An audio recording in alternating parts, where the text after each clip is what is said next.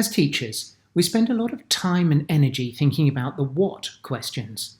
What are we going to teach? Which syllabus, which words, which sentence structures, which texts, and so on. We also spend a lot of time and energy on the how questions. How are we going to teach? Which textbooks are we going to use? Which exam systems are we going to assess our students' learning with? Are we going to use PowerPoint or a VLE or a MOOC, and so on?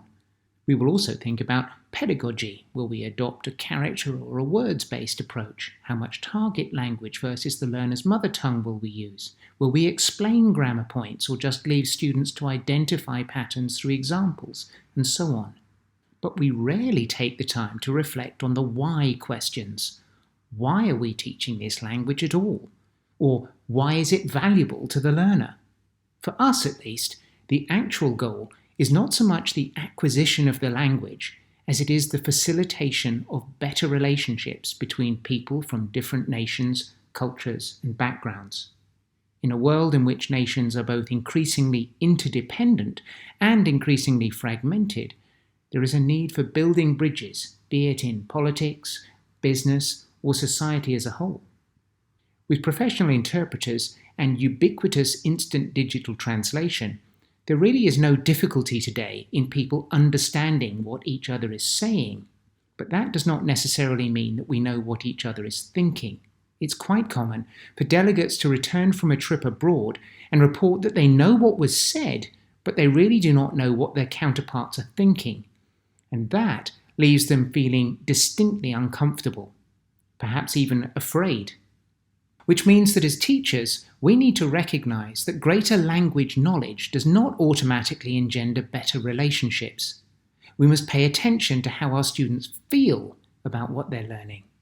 In our experience, many learners of Chinese say the lessons make them nervous, that the language is too difficult, or that what they're learning is boring or of no practical use to them.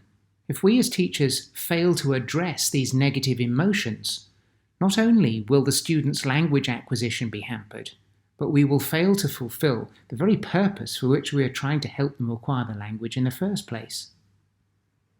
As an illustration, here's a random piece of Chinese text taken from the internet.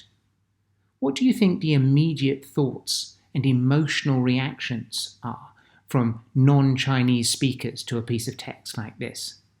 Most non-Chinese speakers will say that their first thought is not, "Oh, how interesting, I wonder what that means," but rather, "I can't understand that," which makes them feel vulnerable, suspicious, defensive, even afraid. Perhaps you've had a similar experience yourself of discomfort with people talking near you in a language you don't understand. But if that's how the language makes you feel, building any real connection with the speakers of that language will be nigh on impossible. In this example, what if you now tell the non-Chinese speaker that this character means person? It looks like a simple representation of a person taking a step. Now invite them to look at that text again.